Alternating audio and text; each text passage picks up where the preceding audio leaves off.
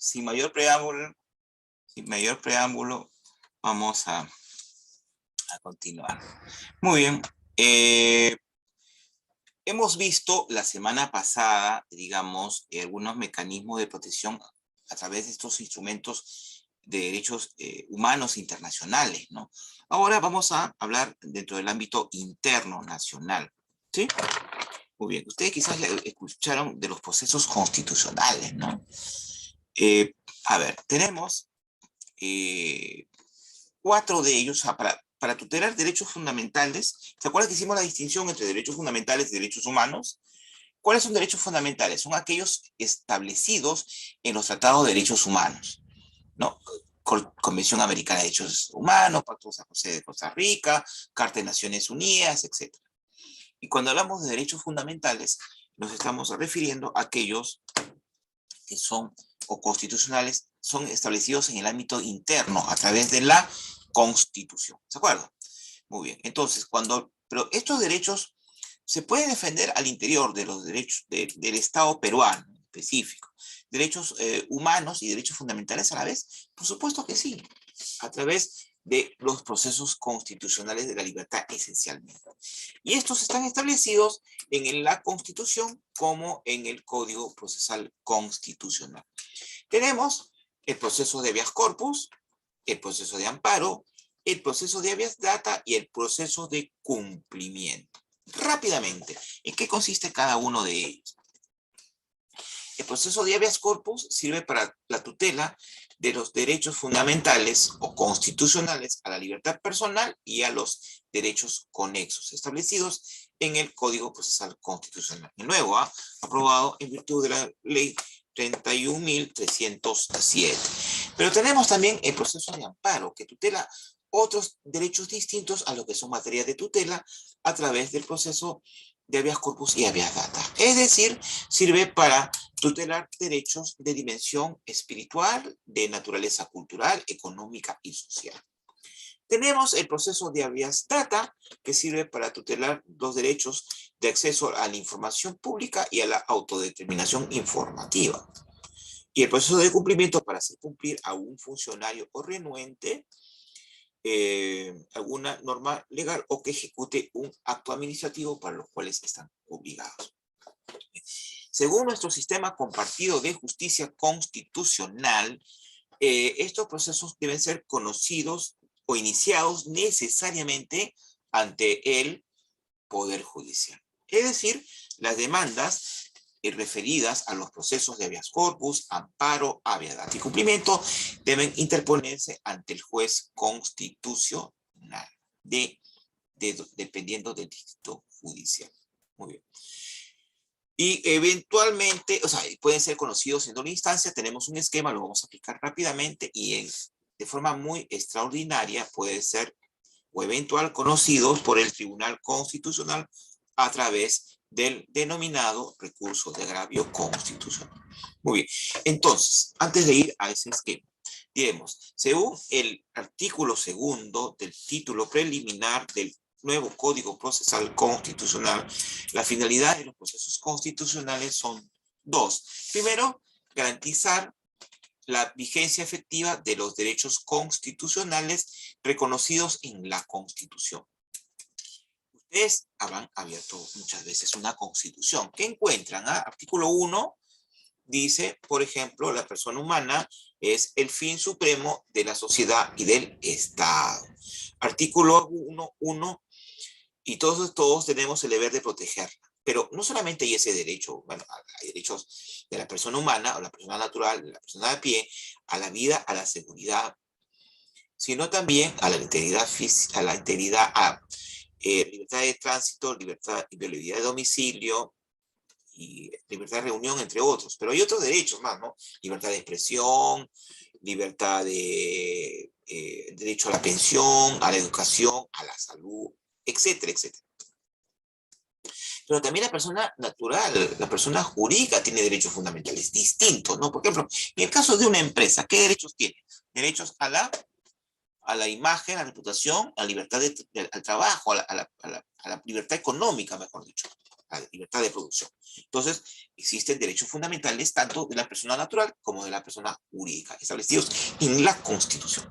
También existen en la Constitución derechos fundamentales de la naturaleza procesal o garantías judiciales, le llama, si no me equivoco, el artículo 139 de la Constitución.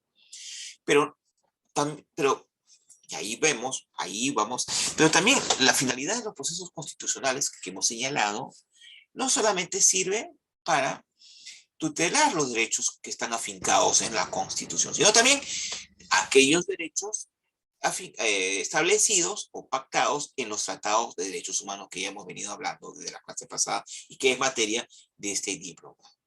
Muy bien.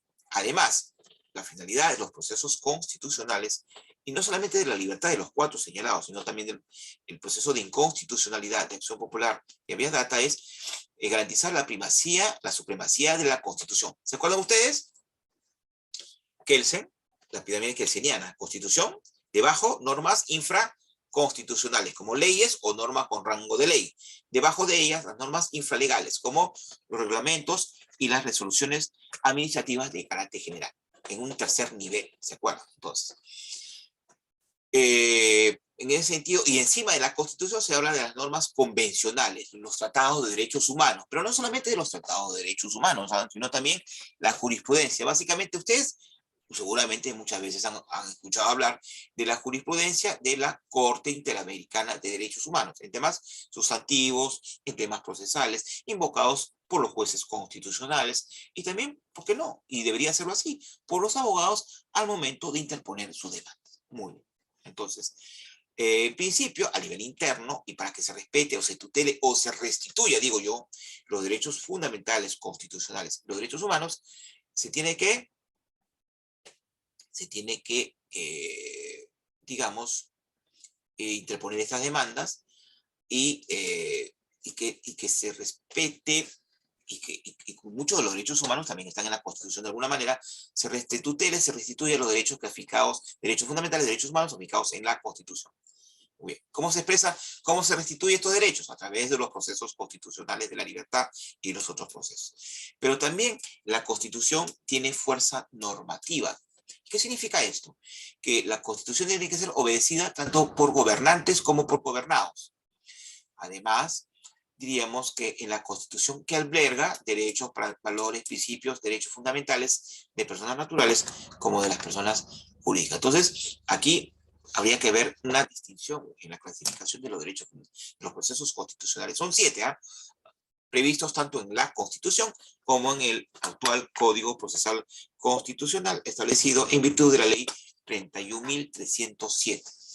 Y hemos hablado de los habeas corpus, amparo, habeas y cumplimiento, que sirve para la defensa de los derechos subjetivos afincados en la Constitución, pero también los derechos humanos, producto de los tratados de derechos humanos. Pero existen otros 3 procesos que sirven para salvaguardar la coherencia y la unidad del ordenamiento constitucional, defensa objetiva y abstracta de la Constitución.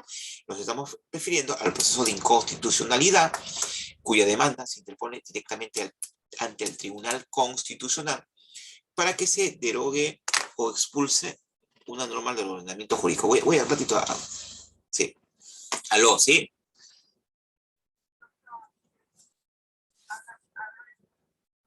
Sí, ¿qué pasa? Sí, sí, diga.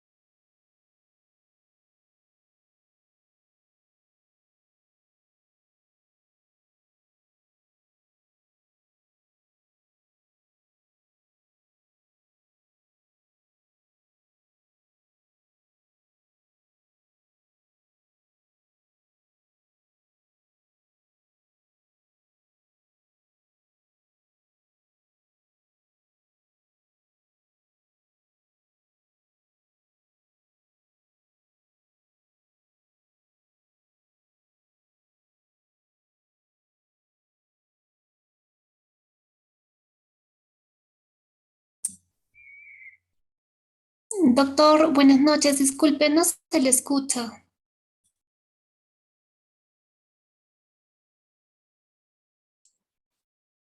¿Aló? ¿Me escucha? ¿Me escucha? Sí, ahora sí. Sí, sí, Pero doctor. pensé que el problema era Sí, suyo, sí. creo que lo demás se escucha. Ya, muy bien. Sí, a ver. Entonces, existe un conflicto entre dos entidades del Estado determinado respecto a determinada competencia que le es atribuida constitucionalmente o en sus leyes orgánicas. Muy bien. Entonces, este es un poquito el esquema de los procesos constitucionales de la libertad. Vamos a explicarlos rápidamente, ¿no? Estamos hablando del proceso de habeas corpus, amparo, habeas data y cumplimiento. Muy bien. Estos cuatro procesos se interponen ante el juez constitucional, según el nuevo Código Procesal Constitucional. Eh, la demanda es admitida al trámite, porque así lo ordena el nuevo Código Procesal Constitucional, y se corre traslado a la parte demandada, al demandado o a la demandada. Muy bien. Si se admite, se corre traslado. Con esto se inicia la sumaria investigación. ¿Y qué pasa en la sumaria investigación de un proceso constitucional de libertad? Repito, amparo, habeas corpus, habeas data y cumplimiento. Se toma declaración a las partes, se recaba, valora medios probatorios e instrumentales o de otra naturaleza. Se puede solicitar el juez constitucional pruebas a ambas partes o a terceros, ¿no? Para formarse convicción. Por ejemplo, un apoyo técnico, algo. Luego tenemos, luego de esa, digamos, en los procesos de amparo, habeas data y cumplimiento, según mandato del nuevo Código Procesal Constitucional, hay lo que se denomina una audiencia única y de forma excepcional en el proceso de habeas corpus. ¿Y qué pasa en esa audiencia única? En esa audiencia única, este, van a estar las partes, ¿no? Van a estar las partes con el juez en virtud del principio de inmediación, ¿sí? En virtud del principio de inmediación. Entonces, digamos, el juez va a conversar con ellos, incluso podrían actuarse determinados medios probatorios, entre otros, ¿no? Eh, eh, entonces, y luego de ello, el juez emitirá sentencia. Estos procesos son céleres, son de tutela de urgencia. ¿Por qué? Porque se encargan de la restitución del ejercicio de un derecho o derechos fundamentales cuyo ejercicio ha sido, o derechos humanos también, cuyo ejercicio ha sido impedido. Muy bien. El juez constitucional puede emitir una sentencia. La sentencia puede ser, o sea, puede ser un pronunciamiento de fondo, puede declararse fundada la demanda o infundada la demanda. Fundada cuando se acreditó con los medios probatorios actuados, la rápida actuación, se acreditó la vulneración de los derechos fundamentales o de los derechos humanos o puede ser ambos invocados en la demanda. Infundada cuando no se acreditó la vulneración o amenaza de vulneración de los derechos fundamentales y derechos humanos invocados en la demanda.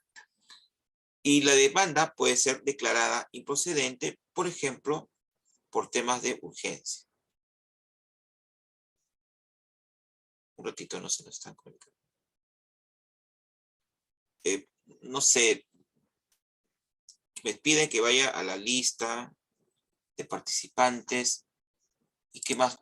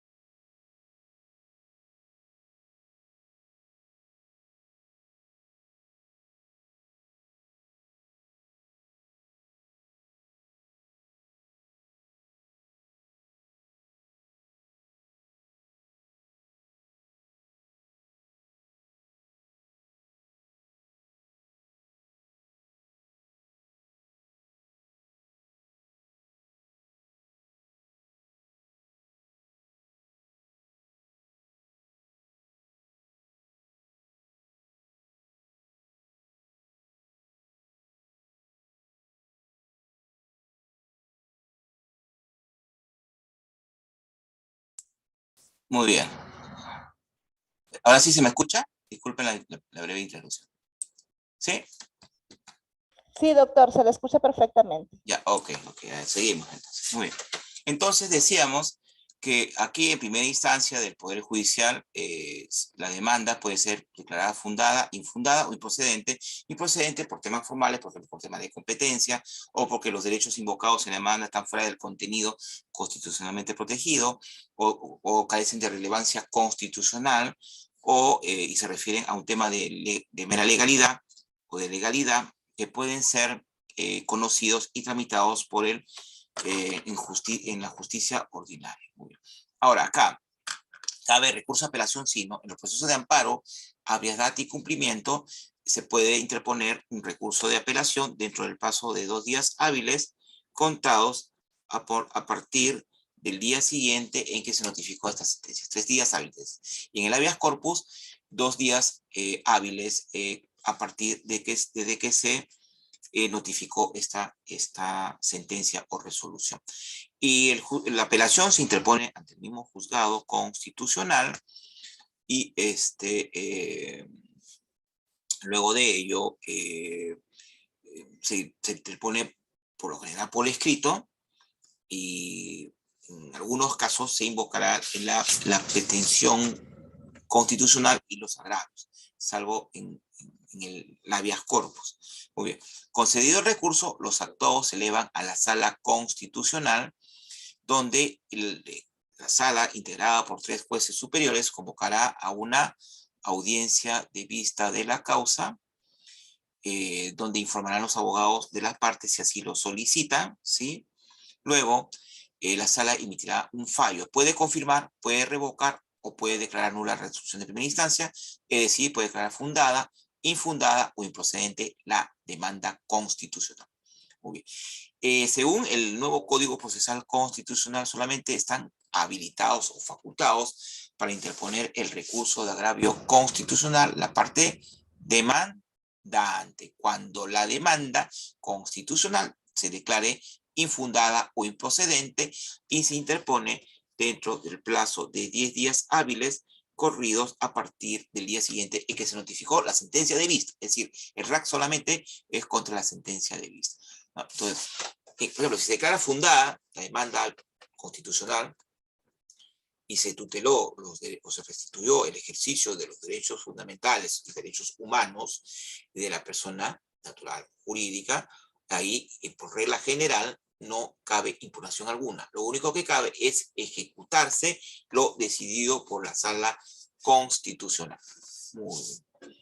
Pero si se declara infundada y procedente, la parte demandante puede interponer el recurso de agravio constitucional y si se concede este recurso, los actuados se elevarán al Tribunal Constitucional, integrada por los 7 magistrados, que puede emitir un pronunciamiento de fondo, es decir, declarar fundada o infundada la demanda constitucional o improcedente la demanda, emitir un fallo distinto a lo que emitió el Poder Judicial y contra lo resuelto sobre el fondo no cabe impugnación alguna, es decir, no cabe revocarse el sentido del fallo, solamente se puede interponer un pedido de aclaración ante un concepto oscuro, una omisión o un error material.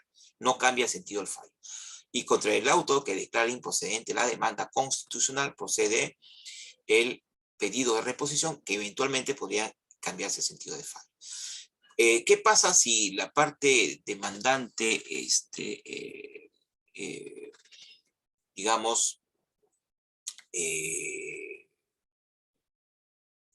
interpone el recurso contra la sentencia de segundo grado que declare infundada e improcedente la demanda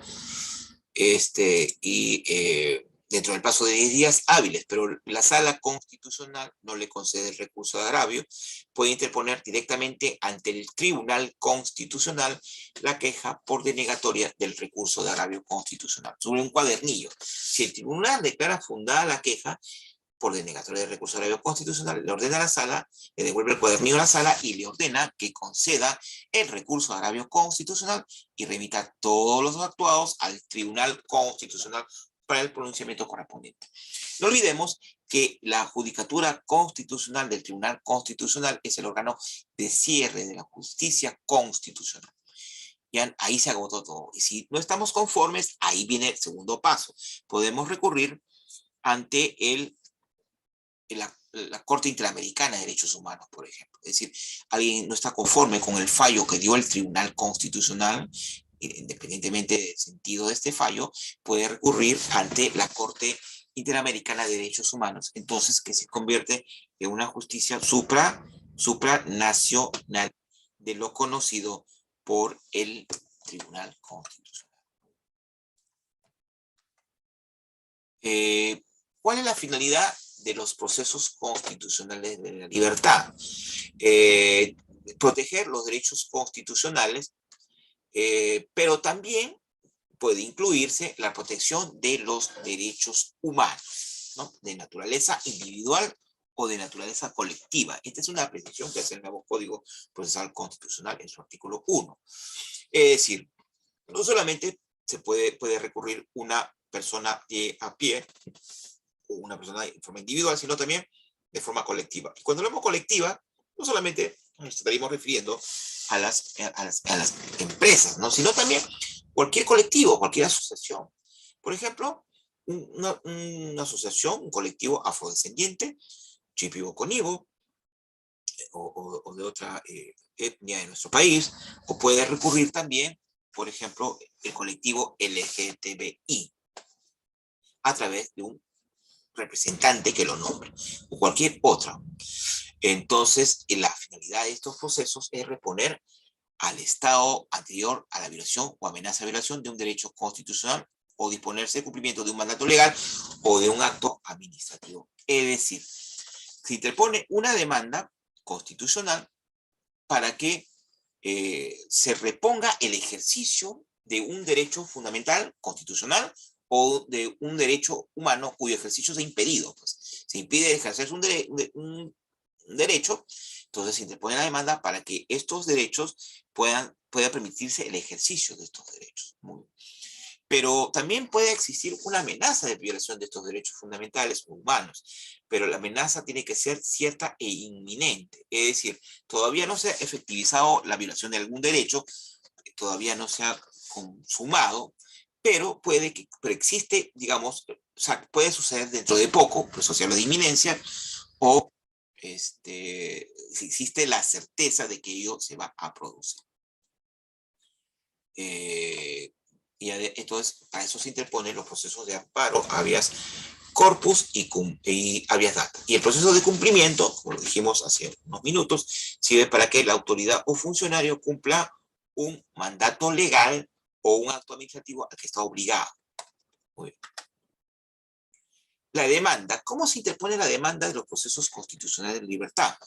La demanda se presenta en el habeas corpus, que incluso, miren, el habeas corpus tiene una particularidad. Tutela el derecho a la libertad personal de todos nosotros, personas naturales, cuando hemos sido arbitrariamente e injustamente detenidos, pero otros derechos fundamentales conexos. Por ejemplo, a tener nuestro DNI, aportar DNI y pasaporte y su renovación. Y el DNI, por ejemplo, ¿para qué sirve el DNI? Sirve para identificarnos, para celebrar otros actos jurídicos. Imagínense, ¿no? Celebrar contratos, para viajar. Si yo no muestro mi DNI, no puedo salir de Lima al interior y viceversa. O, por ejemplo,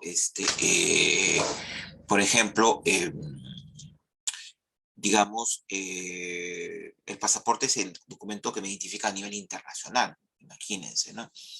Y además, el habeas corpus sirve para tutelar el derecho a contar con un abogado defensor de libre elección cuando una persona es incluso citada en comisaría, no solamente detenida, citada, ¿no? Porque algunos dirán, el representante del Ministerio Público estuvo presente, ¿no? Y algunos policías dicen eso en su atestado, ¿no? En su declaración. Pero no olvidemos que el Ministerio Público es el titular de la acción penal, es el que va a investigar y que se va a convertir en mi contraparte en eventual proceso penal que se instaure. Entonces, incluso va a ser mi adversario en virtud del principio de igualdad de armas, en virtud del principio de igualdad de armas. Muy bien.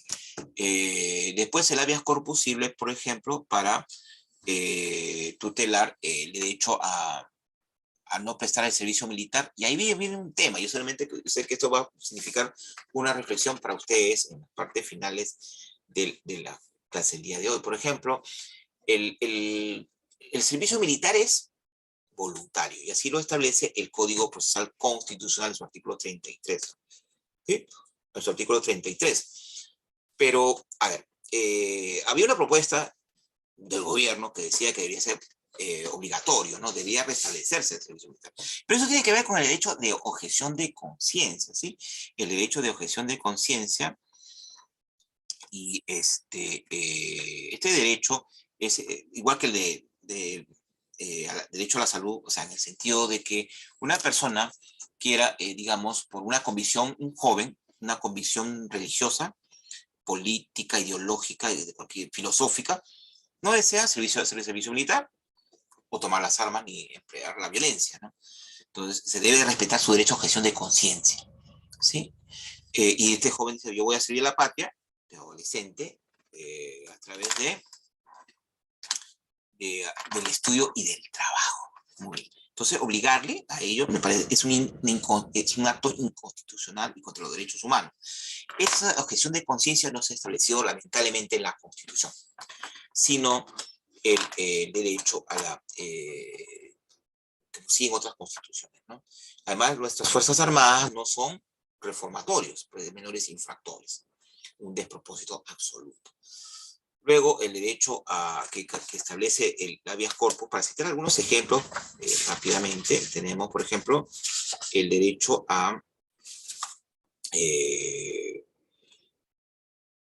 no ser exiliado, sino por sentencia firme, o a no ser desterrado, expatriado o confinado por autoridad administrativa por razones políticas, raciales, culturales, étnicas o de cualquier otra naturaleza. Por ejemplo, un opositor de algún gobierno en general, no hablamos de este, ya, quiero que me vayan a calificar políticamente.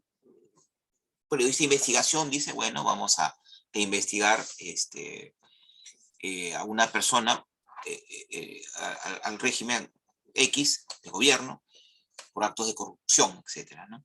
Entonces, y esa empresa comienza a ser perseguida y el periodista de investigación lo expulsan del país bajo cualquier pretexto, puede interponer un habeas corpus para regresar al país. O, por ejemplo, en el tema de trata de personas, ¿no? La trata de personas es un delito, ¿no? La trata es un delito, ¿con qué fines? Fines sexuales, con fines de explotación sexual, laboral o tráfico de órganos, entre otros. El código ha establecido, si bien es cierto, eso tiene que ser investigado a través de la fiscalía y ser juzgado y sancionado severamente. Pero ¿qué pasa con esas víctimas? Que por lo general son mujeres y varones menores de edad. El juez constitucional puede ordenar su libertad inmediata. Sí, inmediata. Luego también el tema de la violencia familiar también es un tema que lo ve el nuevo código, el derecho a no ser objeto de ejecución extrajudicial o desaparición forzada, ¿sí? Y el derecho a la verdad de conformidad con su reconocimiento jurisprudencial. Es decir, aquellas personas que, por ejemplo, sobre todo en la época del régimen Fujimori, ¿no se acuerdan?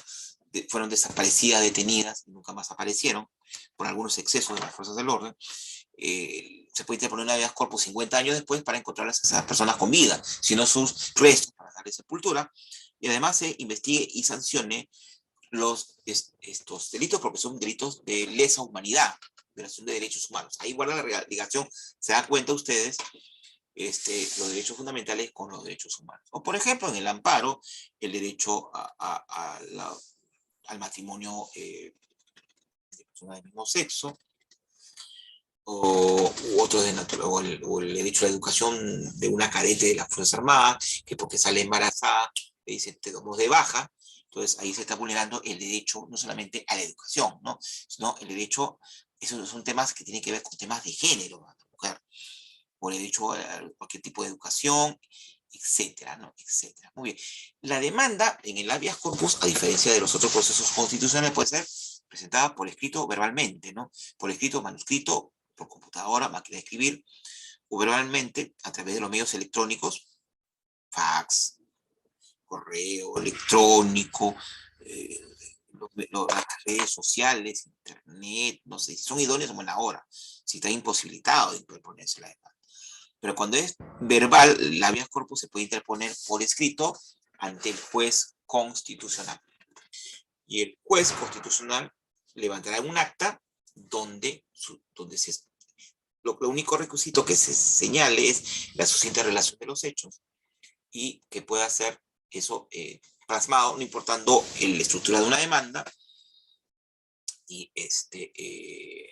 firmará la parte demandante, el juez y el secretario.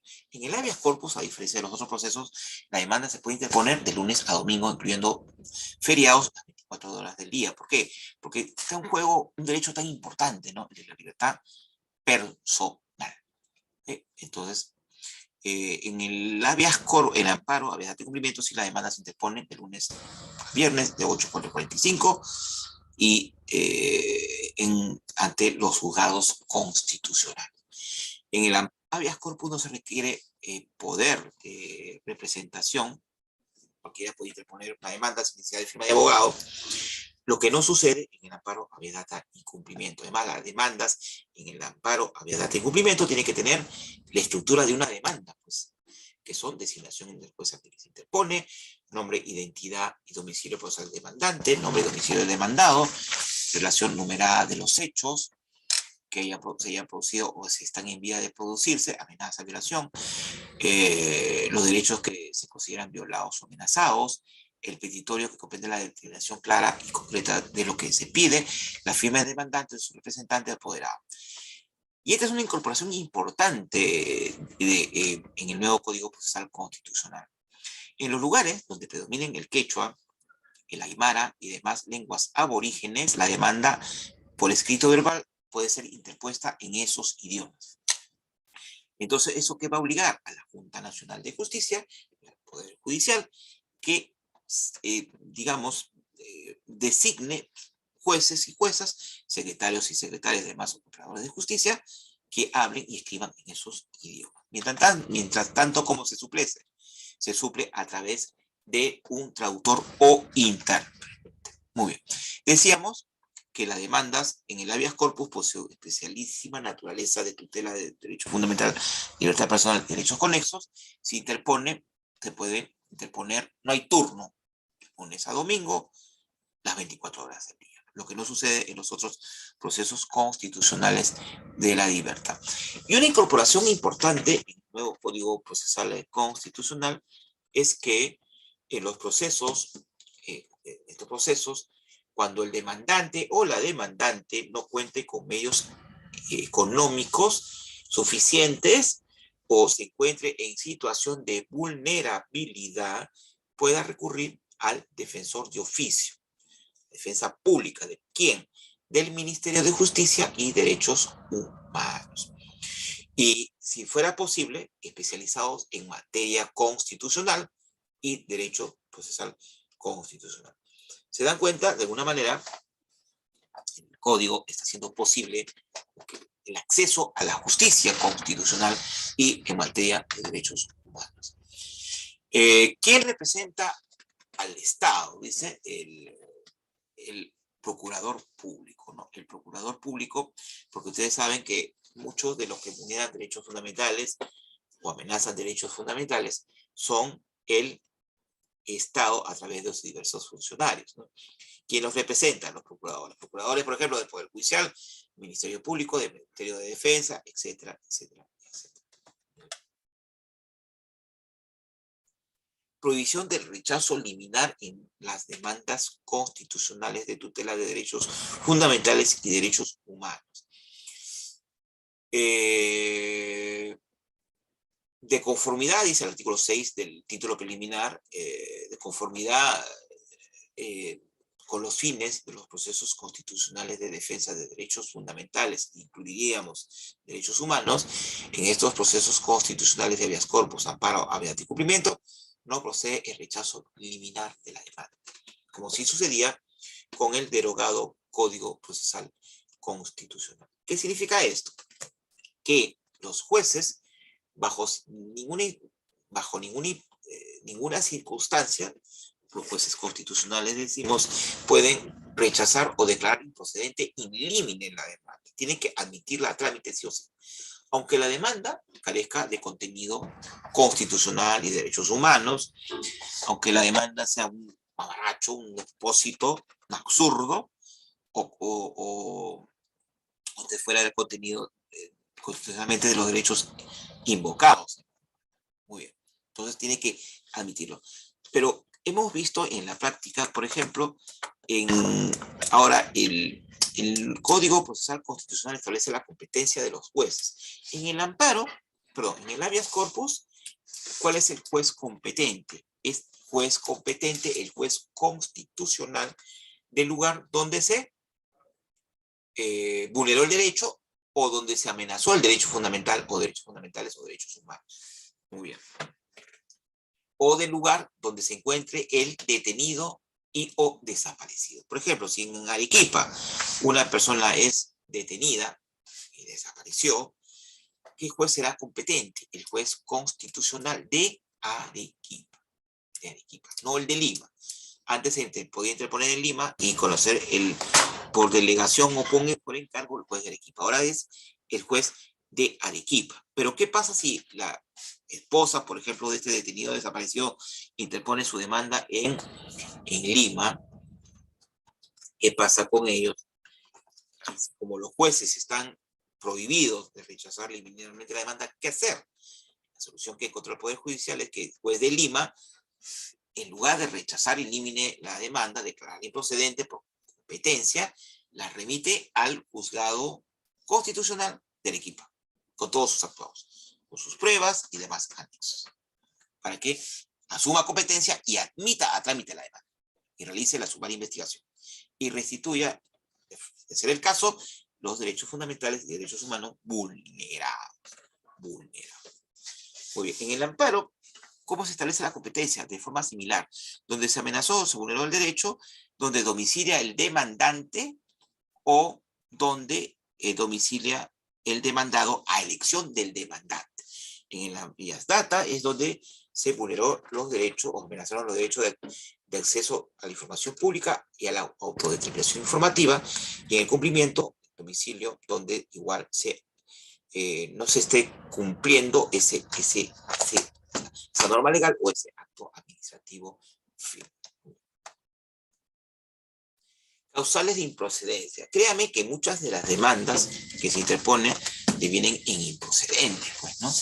Porque hay un desconocimiento a veces en el abogado, o cree que en sede constitucional se le va a estimar algo que lo perdió en sede de la judicatura ordinaria. Existe, por ejemplo, habeas corpus y amparo contra resoluciones judiciales emitidas en procesos ordinarios, ¿eh? Por ejemplo, y es sabido de que se puede cuestionar una sentencia emitida en proceso penal, proceso civil, proceso contencioso administrativo, laboral, a través de un amparo. Pero esta sentencia tiene que tener la condición de firme, es decir, que se haya apelado al interior del proceso mismo ordinario y esta haya merecido un pronunciamiento de segundo grado, es decir, que confirme la sentencia. Pero en el habeas corpus, algo similar también. Pero en el habeas corpus solamente sirve para cuestionar resoluciones que tengan incidencia directa al derecho fundamental a la libertad personal. Y bueno, y puede que el juez, o sea, como está prohibido de rechazar liminalmente la demanda, va a tener que iniciar, admitir a trámite la demanda, emplazar a la parte demandada, y que estos pueden contestar la demanda, ofrecer pruebas de ambas partes que va a merituar, o puede solicitar pruebas.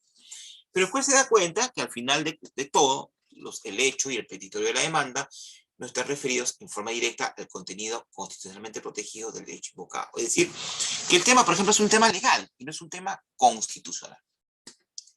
Vamos a dar un ejemplo. Por ejemplo, se demanda alimentos a través de un amparo de un habeas corpus. Y créame que sí hay abogados que creen que sí. Entonces, y al final de cuentas, el juez dice, bueno, después de esta sumaria investigación, de esta actuación procesal que puede ser inútil, infructuosa, improcedente la demanda. Habría que hacer un análisis de todo ello. O puede, por ejemplo, a través de un amparo y un habeas corpus, cuestionarse revaloración de pruebas, alegatos de inocencia o temas que no le corresponde a la judicatura constitucional. Puede existir también, o sea, se puede declarar improcedente la demanda cuando existan vías procedimentales específicas, igualmente satisfactorias, para la protección del derecho constitucional o derecho humano, amenazado o vulnerado, salvo cuando está de habeas corpus. Es decir, podría haber casos donde la judicatura penal, no, la judicatura ordinaria en general, civil, contencioso administrativo, etcétera, laboral, puede restituir de igual forma o mejor un derecho fundamental o un derecho humano vulnerado. Entonces, no es necesario que se acuda a la extraordinaria justicia constitucional, a la residual justicia constitucional. Pero el habeas corpus, como el derecho humano fundamental a la libertad personal, no puede ser restituido de otra forma, y la única vía igualmente satisfactoria es el habeas corpus. Luego tenemos, existe declarar improcedente la demanda cuando se ha recurrido previamente a otro proceso judicial para pedir tutela respecto de un derecho constitucional. Y creo que esto lo vimos con ustedes o fue con otro evento, otro evento que vimos, disculpen, me los estaba confundiendo. Por ejemplo, en un proceso ordinario, distingamos, proceso ordinario es distinto al proceso constitucional, ¿no? En ordinario se interpuso una demanda referida de alguna manera a la violación de un derecho fundamental o un derecho humano. Y pueda que en ese juzgado ordinario, puede ser laboral, puede ser civil, contencioso administrativo, previsional, se declaró fundada la demanda o infundada la demanda, pronunciamiento de fondo. Esa pretensión que mereció un pronunciamiento de fondo y que merece, que tiene la calidad de cosa juzgada, no puede ser invocado nuevamente a través de un proceso constitucional de cosa juzgada.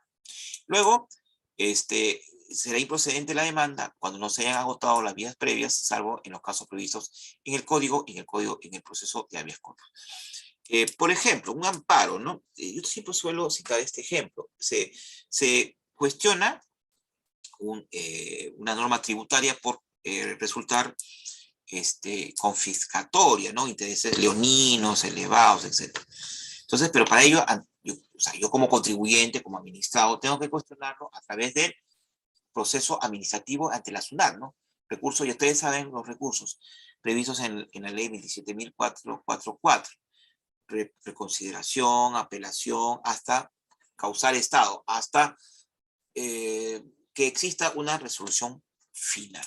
Entonces, en ese sentido, contra esa resolución final emitida por la SUNAT, que es un ente administrativo, puede interponer mi demanda de amparo. Ahora, pero puede haber excepciones a la norma, sí. Por ejemplo, cuando hay situación de irreparabilidad. ¿Qué significa un riesgo de irreparabilidad? Que si no interpongo la demanda de amparo, el derecho cuya tutela persigo o pretendo puede ya tornarse irreparable. Así que se consumó la afectación total del derecho, entonces, ante esa emergencia, puedo directamente, excepcionalmente, interponer mi demanda de amparo. Luego también será improcedente la demanda cuando no se hayan agotado, no, cuando haya litipendencia por la interposición de otro proceso constitucional. Por ejemplo, en un juzgado constitucional el día de hoy interpongo una demanda constitucional con una determinada pretensión constitucional. El día de mañana, ante el segundo juzgado constitucional, interpongo una segunda demanda con la similar pretensión constitucional. Y pasado mañana, ante un tercer juzgado, una tercera demanda con la misma pretensión constitucional. ¿Cuál es el riesgo acá, señores? El riesgo es de que los tres juzgados tengan fallos distintos, disímiles, diferentes. El del día de hoy puede declarar fundada la demanda. El de mañana infundada y el tercero improcedente. ¿Cuál fallo se ejecuta? Si son contradictorios. ¿Qué tiene que hacer el segundo y el tercer juzgado? O declarar improcedente la demanda constitucional o remitir los actuados al primero para que se acumule. También será improcedente la demanda cuando hay conflictos conflictos surgidos entre los poderes del Estado o entidades de la administración entre sí, ¿no? Es decir, esto dice, una entidad del Estado dice, a mí me corresponde una determinada competencia en materia, por ejemplo, tributaria, ¿no? Por ejemplo, ¿no? El gobierno regional. Y el gobierno provincial, o la municipalidad provincial dice, no, a mí me corresponde esa transferencia, ¿no? Entonces, para determinar esa competencia a estos órganos constitucionales, lo va a determinar el Tribunal Constitucional, que conoce la demanda competencial directamente, igual que la demanda de inconstitucionalidad, ¿no? En única y definitiva instancia. O también hay procesos que tienen que tramitarse a través de procesos de inconstitucionalidad. ¿Procede la demanda frente a actos lesivos basados en normas? Por supuesto que sí, ¿no? Cuando se invoque la amenaza o violación de actos que contienen como sustento la aplicación de una norma incompatible con la Constitución, ¿no? Entonces, por ejemplo, esta norma, una norma infraconstitucional, la epidemia, no sé si ustedes se acuerdan, o creo que les mencioné la epidemia que decía Ana, ¿no? Constitución, debajo norma infraconstitucional, ley o norma con rango de ley, y debajo la norma infralegal, que es un reglamento o una resolución administrativa de carácter general. Por encima, las normas convencionales, los tratados en materia de derechos humanos, la jurisprudencia de la Corte Interamericana de Derechos Humanos, por ejemplo, las medidas cautelares, entre otras, opiniones consultivas. Entonces, si una norma infraconstitucional, como una ley, contraviene la Constitución, porque la Constitución, recordemos, alberga en su seno principios, valores y derechos fundamentales, en su aplicación o en su aplicación vulnera estos derechos, si la sentencia constitucional dice inaplicable esta norma, fundada la demanda, nula este acto, inaplicable la norma para el caso concreto. Existe, ya habíamos adelantado, el amparo contra resoluciones judiciales y el habeas corpus contra resoluciones judiciales, ¿no? Pero puede ser por temas sustantivos, ¿no? Referidos a derechos constitucionales o derechos humanos, ¿no? Entonces, una sentencia, por ejemplo, que vulnere un derecho de una persona con discapacidad, ¿no? Usted sabe que tiene la política de inclusión. Entonces, esta resolución vulnera algunos derechos de estas personas, por ejemplo. Después de haberla apelado, puede interponer mi demanda de amparo, pues, ¿no? Por un tema sustantivo o un tema procesal. Por ejemplo, se vulnera el derecho a la doble instancia, el derecho a la defensa, el derecho al juez natural o predeterminado por ley, o el derecho a la prueba. Y créame, estos son aspectos procesales, derechos fundamentales, ya no sustantivos, sino fundamentales de naturaleza procesal, que están previstos también en tratados de derechos humanos, incluso en la jurisprudencia de la Corte Interamericana de Derechos Humanos. Luego, en el habeas corpus procede el habeas corpus contra resoluciones básicamente penales que restrinjan o limitan el derecho fundamental a la libertad personal. Entonces, por ejemplo, se aplica una sentencia, y esto lo pusimos ejemplo con la clase anterior que hemos dictado, me recuerdo bien, antes de ustedes. Por ejemplo, una persona es sorprendida en flagrante delito y esta persona es apresada y sometida a una investigación fiscal. Pasa a ser juzgada a través de un proceso penal, y en el camino, digamos, la norma, o sea, se le imputaba la comisión del delito de hurto y tenía una pena de 5 años de pena privativa de la libertad. Y en el camino, esta norma es imaginaria, se aumenta a 10 años. La fiscalía acusa por 10 años y no por 5, y el juzgado lo condena por 10 años. Es decir, se le aplica en malam partem esa norma modificada cuando le es aplicable la norma vigente al momento de la comisión del hecho delictivo. Muy bien. Entonces, ¿qué más tenemos? Este es un tema muy interesante también, la instauración, y esto lo establece el código, los procesos constitucionales durante el estado de excepción. ¿Y en qué consiste el estado de excepción? El estado de sitio y el estado de emergencia sanitaria. ¿En qué consiste el estado de sitio? Según el artículo 137 de la Constitución, se produce cuando existe guerra interna, o guerra con otra nación extranjera, o grave peligro de que sucedan estas situaciones. Durante el estado de sitio, recordemos que comprende el estado de excepción. El estado de sitio no se suspenden ni se restringen derechos fundamentales. Pero durante el estado de emergencia sí pueden suspenderse determinados derechos fundamentales. Y ya lo hemos vivido en carne propia, ¿se acuerdan ustedes? Y lo estamos viviendo, bueno, ahora ya se han levantado casi todas las restricciones. A ver, en otras palabras, durante el estado, la emergencia puede ser por desastres naturales. ¿Se acuerdan ustedes del fenómeno del Niño? Se declaraba estado de emergencia en el territorio nacional. Por la delincuencia, el Callao, y ¿se acuerdan ustedes? La provincia constitucional del Callao, y en la época del terrorismo, ¿no? Estado de emergencia que eran renovables. Pero ahora vivimos el estado de emergencia sanitaria que está siendo renovado cada 3 meses. ¿Se acuerdan ustedes los momentos más duros de la pandemia? Donde la finalidad del aislamiento, del confinamiento, del toque de queda era que no nos juntemos muchas personas para evitar los contactos. Medidas muy duras, ¿se acuerdan ustedes? Y dentro de ello, para evitar estos contactos, los contagios y las muertes hasta que lleguen a vacunas, etc., se ordenó la restricción de derechos fundamentales a la libertad y seguridad personales, a la libertad de tránsito, libertad de reunión y inviolabilidad de domicilio. Muy bien. ¿Pero para qué? Y esto sí se puede dar en el Estado de Derecho, en el Estado constitucional de derecho al que aspiramos a llegar, para dar valor, para dar más peso a los derechos a la integridad, a la vida y a la salud. La ponderación. Se restringen estos para favorecer los otros. ¿Y cómo se ejecutaban esto? A través de las Fuerzas Armadas y de la Policía Nacional, por mandato constitucional.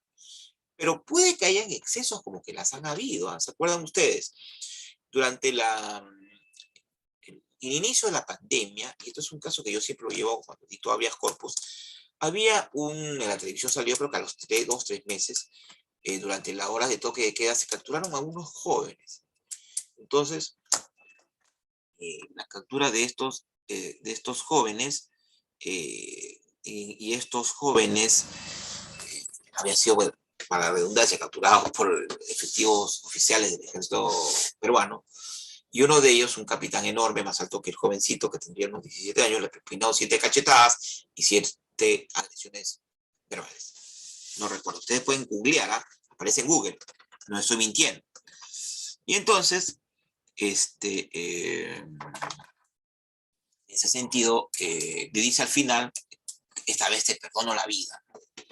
Entonces, si bien es cierto, habría algún consenso entre la clase política y entre los ciudadanos de la restricción de los derechos fundamentales y derechos humanos básicos para favorecer los otros derechos. Ahora, es discutible si surtieron o no de efectos, eso se evaluará más adelante. Pero por mandato constitucional el gobierno estaba facultado a restringir estos derechos, pero no los excesos. Entonces aquí, en ese tema, por ejemplo, la agresión física y psicológica no solamente es un derecho fundamental, sino derechos humanos básicos. Nadie puede ser golpeado ni agredido psicológicamente, verbalmente, ¿no? Lo único que había en esos efectivos era conducirlos a la comisaría y retenerlos, inscribirlos, no sé, hasta que lleguen sus padres o apoderados. Eran menores de edad. Y dejarlos en libertad. Aquí habría, lo digo incondicional siempre, para que no vayan a achacar algo, violación de los derechos a la integridad física y psicológica, que podría configurar delito, ¿no? De lesiones, entre otros, ¿no? Podría ser también violación de derecho a la libertad, se podría haber interpuesto un habeas corpus, y la comisión de algún delito, podría haber sido por parte de ese efectivo militar, previstos en el Código de Justicia Policial Militar, y podría ser sancionable, juzgado y sancionado también, tanto en el fuero privativo civil como en el fuero privativo militar, y no habría levis in idem, porque son bienes jurídicos distintos. U otro hecho, ¿no? Cuando, por ejemplo, en Trujillo, en Trujillo había una reunión familiar, y entra la policía, irrumpe y dice, acá no está prohibida las reuniones, la libertad de reunión está restringida, dice. Había un exceso, ¿no? Estaba prohibida reuniones extrafamiliares, con amigos, parientes, pero no dentro de un hogar, una célula familiar, un núcleo familiar. Eso además contribuye al esparcimiento, al relajamiento, y además,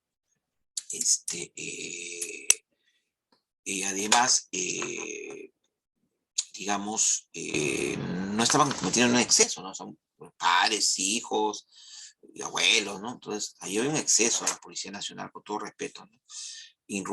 Violación de domicilio, porque ingresaron. Segundo, detuvieron a estas personas que llevaron a la comisaría, ¿no? Pudieron haber interpuesto una demanda de habeas corpus, siempre para que se liberen inmediatamente. Creo que uno de los hijos era abogado, sin perjuicio de la investigación por la presunta comisión del delito de violación de domicilio. Violación de domicilio. ¿Qué más tenemos? Nos adelantó notificaciones, esto lo vamos a... Muy bien, en los procesos de amparo, a verdad y cumplimiento, hay audiencias únicas por el juez constitucional. En el habeas corpus, muy excepcionalmente, en caso de detención. ¿Y qué va a pasar en esa audiencia única? Creo que ya lo hemos hablado, ¿no? El juez con las partes se entrevistará en virtud de principio de inmigración, se tratarán pruebas, etc. El código nos habla de plazos. ¿Se puede ofrecer pruebas? Sí, con la demanda y con la contestación de la demanda. Solo son procedentes, nos dice el código, aquellas pruebas que no quieren actuación, lo que no impide la realización de la actuación de pruebas que el juez considere indispensable sin afectar la duración del proceso. Ustedes saben, los procesos son rápidos, céleres, porque un derecho fundamental, los derechos fundamentales, los derechos constitucionales, los derechos humanos son muy importantes. No puede ver demora, en la práctica hay demora en los procesos constitucionales, ¿no? Carga procesal y otros factores. Sin embargo, el juez va a actuar pruebas de actuación inmediata. ¿Sí? Esto lo vamos a obviar un poquito. La cosa juzgada, en los procesos constitucionales solo adquiere la cosa juzgada, la decisión final que pronuncia sobre el fondo. Y si, por ejemplo, en un proceso constitucional hubo pronunciamiento de fondo, es decir, se declara fundada la demanda, esa pretensión no puede ser invocada nuevamente, porque la demanda será declarada improcedente. No se puede volver a discutir una decisión sobre el fondo de la controversia constitucional. Pero ¿qué pasa si la demanda es declarada improcedente? La demanda sí puede ser interpuesta nuevamente. El código nos habla de la represión de actos lesivos homogéneos. Significa que, por ejemplo, hay una sentencia que se declaró fundada, una sentencia constitucional que se pronuncia sobre la restitución de algún derecho fundamental o algún derecho humano. Pero pueda que luego de ese pronunciamiento final sobrevenga un acto que, sin ser esa actuación vulneratoria, sin que haya sido materia del pronunciamiento judicial constitucional, vuelva a suceder. Pero guarda relación, guarda conexidad. Es decir, es una nueva afectación. Y esa nueva afectación puede ser, sin necesidad de interponerse nueva demanda constitucional, puede ser interpuesta o puede ser puesta en conocimiento del juez del constitucional para que se declare también fundado ese extremo. ¿Cabe medidas cautelares en los procesos constitucionales? Sí. Básicamente, en los procesos de amparo, habeas data y cumplimiento, ¿no? Entonces, antes de que haya un pronunciamiento final, y para que no haya irreparabilidad del derecho, se puede deducir o formular. Muy raro es que se formule una medida cautelar en el habeas corpus, porque per se el habeas corpus es un proceso cautelar. El código nos habla de los requisitos para la medida cautelar, que nos dice que debe ser un pedido adecuado, razonable, que tenga apariencia de derecho, igual que en el proceso civil, y que exista certeza razonable de que la demora en su expedición puede constituir un daño irreparable, es decir, la irreparabilidad del derecho. Se consuma totalmente la vulneración y ya no hay nada que reparar. Y se puede aplicar supletoriamente normas del Código Procesal Civil. Se puede convertir una medida cautelar en proceso constitucional. ¿Cómo se convierte? Cuando hay una sentencia final y que ordene la restitución del derecho o el cese de amenaza de vulneración de este derecho, se puede ordenar, se puede convertir la medida cautelar en una decisión definitiva. Medios impugnatorios, ya hemos hablado un poco, cuando se acuerdan ustedes del esquema, existe varios medios impugnatorios en el Código Procesal Constitucional, ¿no? Contra sentencias que declaren fundada o infundada la demanda, y también queja por denegatoria de algún recurso de apelación, y en el recurso de apelación contra la sentencia de primer grado se debe fundamentar los agravios de la parte apelante, ya sea demandante o demandado, a excepción del habeas corpus, si el apelante es la parte demandada. Si el apelante es la parte demandada, debe fundamentar sus agravios en el recurso de apelación que se interpone ante el mismo juez. Y de todas maneras, las partes tienen que sustentar sus agravios en la segunda instancia. Ya hemos hablado de los plazos en el esquema que hicimos. La elevación, también el código nos habla de la elevación de actuados y del recurso de agravio constitucional que lo hablamos en el esquema también, ¿no? Y lo volvemos a repetir, es un medio impugnatorio que se interpone contra las sentencias de segundo grado que declaren infundada o improcedente la demanda constitucional de amparo, habeas corpus, habeas data, incumplimiento. Infundado y procedente, dentro del plazo de 10 días hábiles, contados a partir del día siguiente en que se notificó. ¿Y qué va a pasar? Concedido el recurso, inmediatamente dentro del plazo de 3 días, los actuados se elevan al Tribunal Constitucional. El tribunal, ya también hemos dicho, en el tribunal es obligatorio la vista de la causa con informes orales y donde si así lo solicitan las partes. Y hemos hablado también de un recurso de queja por denegatoria del recurso de agravio constitucional. Las sentencias, nos habla el código de la actuación de sentencias, estimatoria de primer grado es de inmediata actuación si el juez estima que no se generará una situación de irreversibilidad ni ocasionará daños desproporcionados al demandado. Si el juez dice, juez constitucional, vamos a ejecutar esta sentencia, si es que no va, si yo estoy seguro de que es la correcta y además no va a causar daños irreversibles a la parte demandada. Muy bien. Nos habla también el código de ejecución de sentencias, costas y costos. Vamos a tocar rápidamente el precedente vinculante, creo que es en la segunda parte de la conferencia. Para pasar las preguntas, la clase del día de hoy la dictaremos hasta las 9, vamos a pasar un poquito más de las 9, debido a que comenzamos un poquito tarde la clase del día de hoy. ¿Qué es un precedente? Es una expresión abreviada de stare decisis. Digamos, el precedente significa que los tribunales inferiores, o sea, los de menor grado, deben acatar las decisiones del Tribunal Supremo dentro de su jurisdicción en asuntos de derecho. El tribunal se apartará de sus decisiones previas o antecedentes sobre materias legales únicamente cuando existan razones importantes para hacerlo. Muy bien. Entonces, el precedente es una, digamos, un precedente se establece a través de una sentencia, ¿no? Una sentencia que establece efectos normativos, establecen doctrina y un paradigma de solución. Es decir, por ejemplo, en el Perú, ¿cuál es el que establece un precedente vinculante?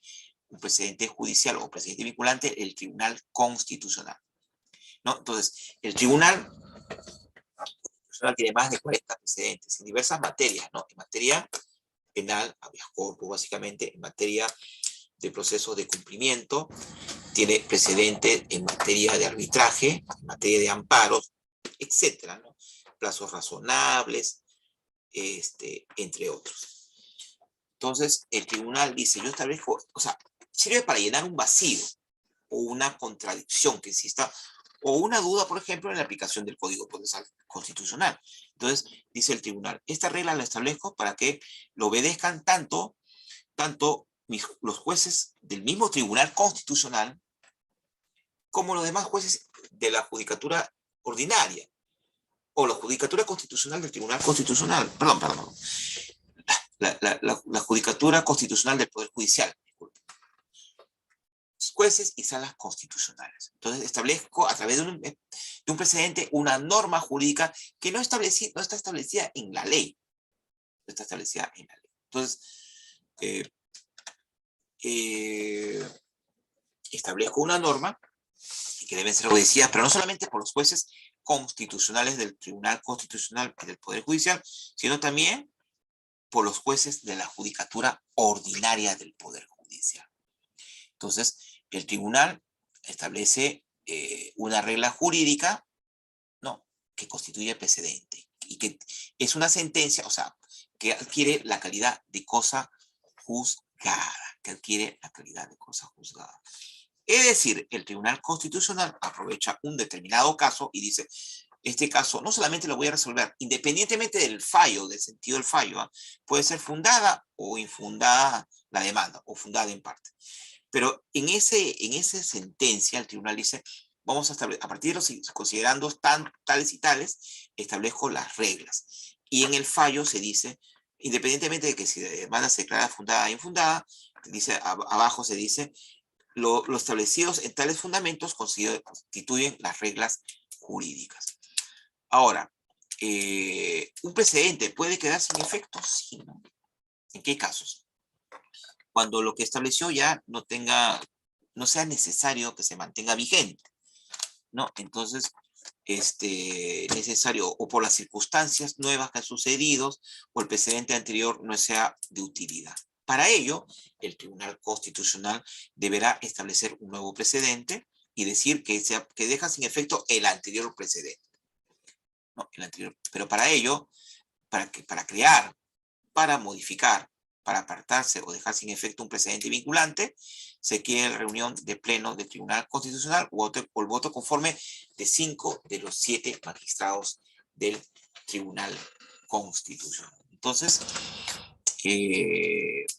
pero también en el único proceso constitucional que jamás llega al Tribunal Constitucional, el proceso de acción popular, y lo emite la Corte Suprema, que conoce en segundo grado, porque la demanda de acción popular se interpone ante las salas civiles, la conoce en segundo grado vía apelación o consulta, la Sala Constitucional y Social de la Corte Suprema, puede también establecer un precedente vinculante, y para ello se requiere de 4 votos conformes. Ojo, algo similar guarda el precedente con el acuerdo plenario, porque ambos son establecido por la instancia máxima suprema. El acuerdo plenario es establecido por la Corte Suprema, y el precedente vinculante por el Tribunal Constitucional, tienen en común, y ambos se pronuncian para llenar vacíos, para establecer reglas jurídicas, para resolver determinada controversia, y además los precedentes tienen, digamos, lo que se resolvió en un precedente tiene un efecto a futuro. Es decir, los futuros casos similares u homólogos deben ser resueltos de la misma forma según las reglas que se establecieron en ese precedente. El precedente vinculante es parte de la doctrina jurisprudencial, pero la doctrina jurisprudencial no constituye precedente vinculante. Lo general, digamos, es la doctrina jurisprudencial, el género y la especie son los precedentes vinculantes.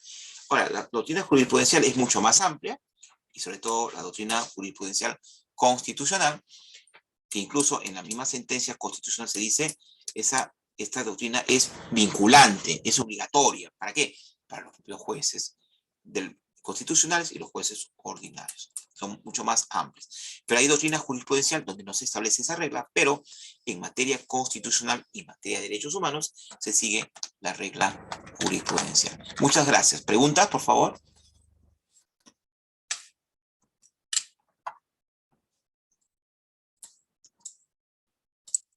Preguntas de repente en el chat o algo así como la vez pasada que participaron muy activamente.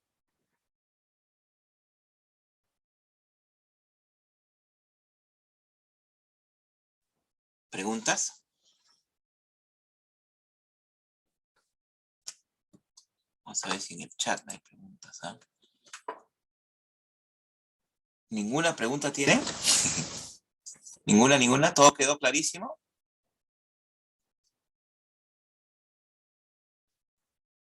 Aprovechar estos Doctor, minutos. buenas noches.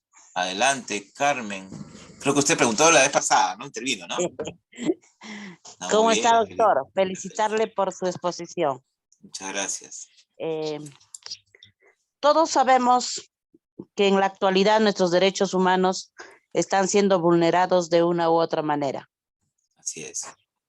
Bueno, Ahora nos damos con la gran sorpresa de que están sacando una nueva ley universitaria donde algunos congresistas dicen que están apoyando a la calidad de educación, pero lo que están haciendo es vulnerar nuestro derecho de educación. Con lo que están aprobando en estos días, nuestros derechos humanos dentro de la educación, para usted, ¿cómo estaría enfocado la nueva ley que han sido aprobado por los congresistas? Bien, le soy sincero, no he leído la ley. Si usted me comenta de repente, hemos tenido una sobrecarga de trabajo, pero si usted no comenta, nos podría ilustrar. Bueno, como usted sabe que hace 2, 3 años ha sido modificado la nueva ley en la autonomía que dan las universidades para una educación que sea acorde a lo que se requiere en la actualidad, ¿no? Exacto. Entonces, al transgredir esta autonomía de las universidades, nos están vulnerando lo que es el derecho a la educación para nuestros hijos ya, porque ya nosotros ya hemos finalizado, creo que nuestra etapa de educación, pero no hay edad para la educación, como se dice, y seguimos todavía preparándonos, estudiando y muchas cosas más, ¿no? Haciendo. Entonces, con nuestros derechos humanos, en la cual es un don que tenemos cada persona, pero al emitir leyes que contravienen a una educación acorde a nuestra actualidad, creo que es una vulneración de nuestros derechos. Muy bien. A ver, si por ejemplo, ¿usted qué se dedica, Carmen? Discúlpeme, nunca le pregunté. Yo soy abogada. Abogada.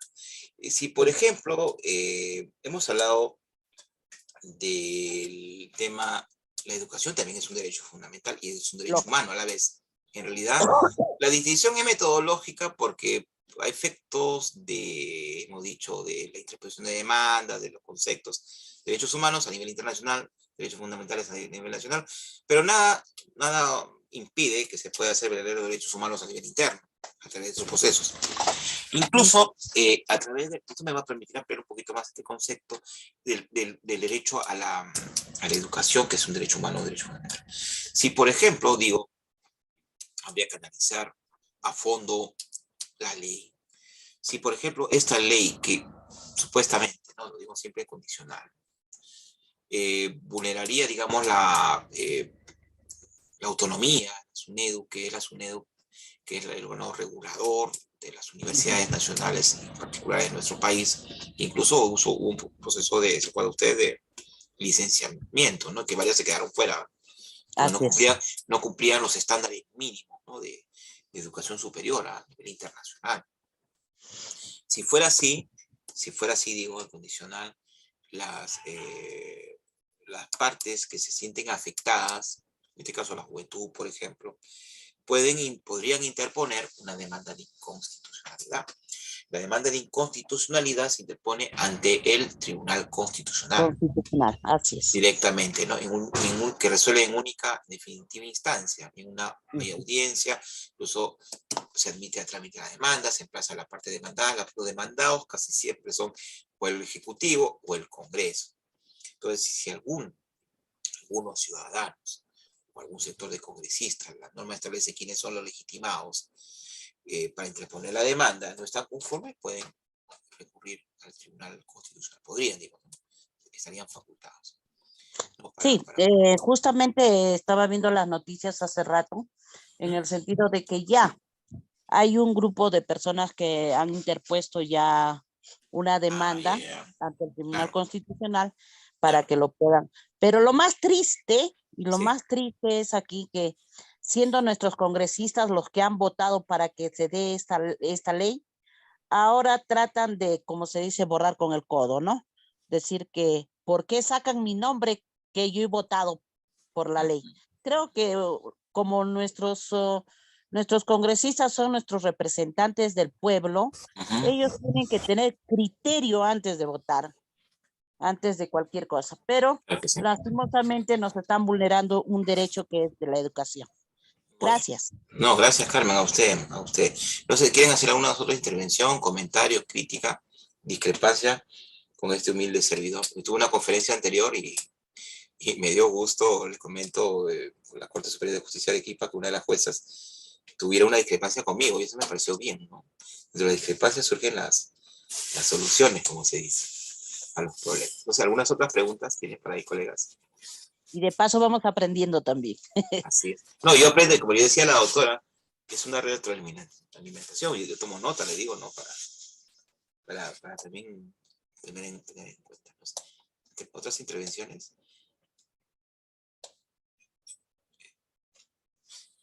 Vamos a ampliar un poquito el proceso de competencial, decíamos, también se tramita en única y exclusiva instancia, que es el Tribunal Constitucional, ¿no?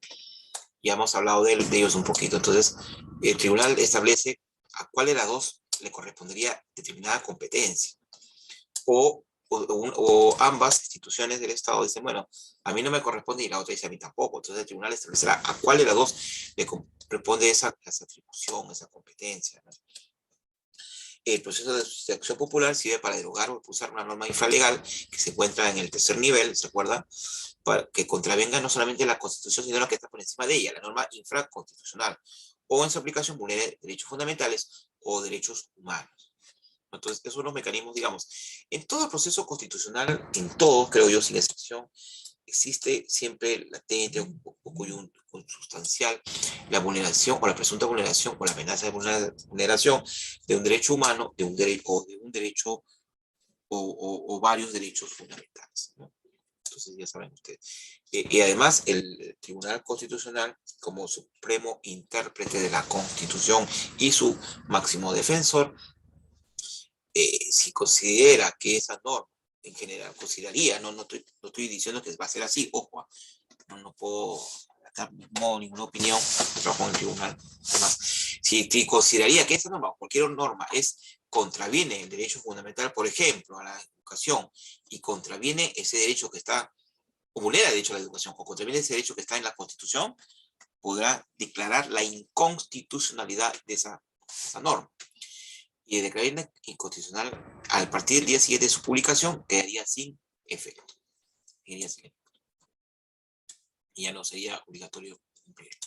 Por eso, estamos en un Estado de Derecho, un Estado constitucional de derecho que esperamos llegar donde existe equilibrio de poderes y donde existe independencia de poderes, una institución puede inventarle la plana a otra, como el tribunal lo ha hecho muchas veces con el Ejecutivo o el Congreso, ¿no? Le han enmendado la plana normas que ha considerado pues inconstitucionales, por ejemplo la norma de la ONP y entre otras normas, ¿no? Entonces, en ese sentido, sí existen mecanismos, instituciones para, digamos, cuestionar lo que nos parece inconstitucional o vulneratorio de derechos fundamentales o derechos humanos. ¿Tenemos alguna otra intervención?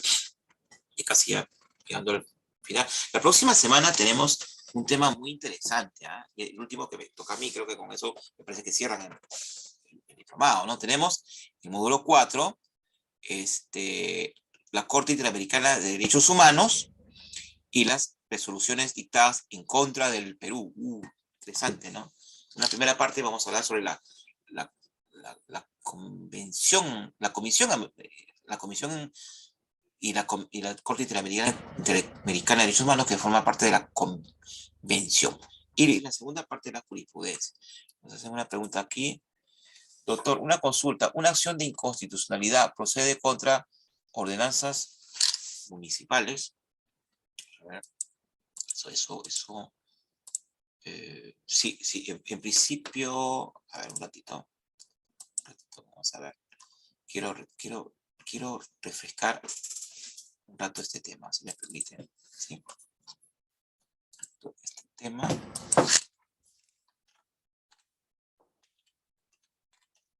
Darles un alcance más, ¿no? Si me permite.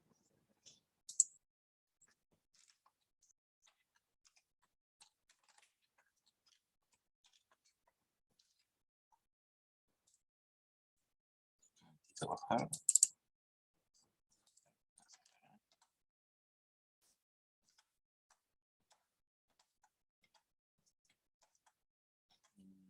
A ver, la pregunta está interesante, ¿no?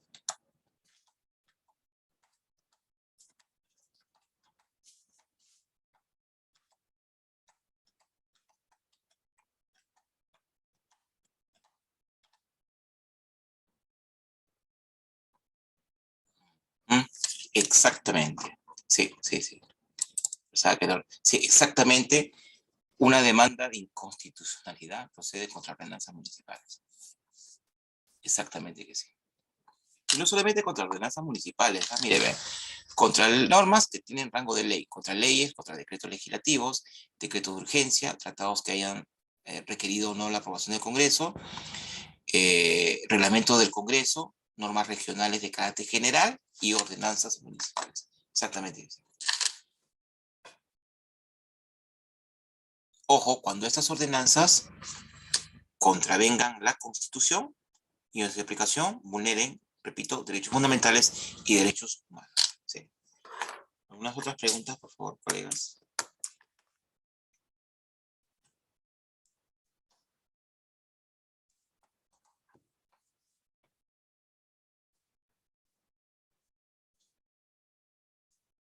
Ya saben, pueden hacer sus preguntas a través del chat, ¿no? O si no, nos guardamos para la próxima semana, que tenemos, repito, la clase, la Corte Interamericana de Derechos Humanos, vamos a hablar de toda su tramitación, y las resoluciones dictadas contra el Perú. Hay varias, ¿no? Barrios Altos, La Cantuta, ¿se acuerdan ustedes? Eso lo vamos a hablar en detalle la próxima semana. ¿Sí? Bueno, si no hay más... Si no hay Doctor, más, caso de Pativilca también. Es un ah, tema muy interesante. lo vamos a anotar también. No se lo vaya a pasar. Pativilca. Está bien, está bien. Vamos a discutir un poco, ¿ah? ¿Qué opinan ustedes? ¿Qué opinan ustedes de la Corte Interamericana también? Eso me gustaría su opinión también, ¿ah? ¿Qué opinan ustedes? ¿Es útil o no? ¿Es valioso o no? El control de convencionalidad. Sí, muy bien. ¿Qué nos dice, doctor? ¿Cuál sería la complejidad o relación entre una norma y la Constitución? Gracias. Muy bien. Más que nada, no es complejidad, sino la contravención. Recordemos, la Constitución alberga en su seno principios, valores, derechos fundamentales de la persona natural y la persona jurídica. Y puede que una norma, se cree una norma, y esa norma como podría ser la que dijo la doctora Carmen, ¿no? Contraviene un derecho fundamental que está previsto en la Constitución. Podría ser, digo, no lo digo que sea exacto. La educación, la salud o la libertad. Entonces, esa norma no solamente va a contravenir esa norma constitucional o ese extremo que está ahí en la Constitución, sino también, en la aplicación, va a vulnerar directamente derechos fundamentales de determinadas personas. Entonces, esa es la comparación, ¿no? O sea, se compara si esa norma contraviene o no la Constitución o no vulnera derechos fundamentales.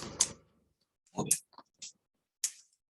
Entonces, si no hay más preguntas, nos estamos viendo la próxima semana, colegas. dando las baterías para la última clase en lo que a mí respecta. ¿Sí? Gracias, doctor. Gracias. Espero que les haya gustado la clase, ¿ah? Y ha sido comprensible. Sí, doctor. Muchas gracias. Muy agradecidos. Hasta la Gracias. próxima Muchas semana. gracias, doctor. Buenas Gracias, noches. Alfredo. Buenas noches. Buenas Buenas Tenga noches. buen fin de semana, doctor. Permiso. Buen fin de semana. Disfrute. Ya se viene Semana Patria. Y hay que reflexionar el mensaje presidencial. Ya no digo más. Ya veremos lo que se viene. Bien, Eso va a estar bueno. para nuestro país. Ya veremos. Esperemos que sea Hasta para mañana.